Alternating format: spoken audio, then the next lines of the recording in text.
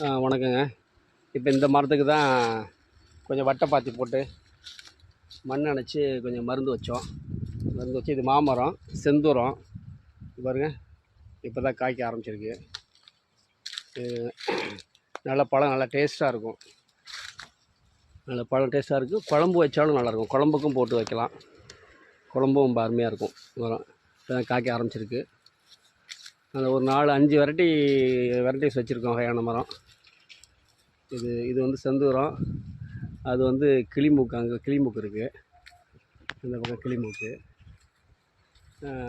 ஃபுல்லாக அந்த பக்கம்லாம் பார்த்திங்கன்னா நார்த்த மரங்கள் கொண்டு போகிறோம் பாருங்கள். இது நாவல் மரம். இது லேட்டாக தான் காய்க்கும்னு நினைக்கிறேன். வச்சு 5 வருஷம் ஆகுது, இன்னும் வரல. இது கிளிமூக்கு. இதெல்லாம் பூ சீசன் மேலே தான். இப்போ தான் இன்னொரு 10 நாளில் தான் உங்களுக்கு தை மாதத்துக்கு மேலே தான் பூ வரும்.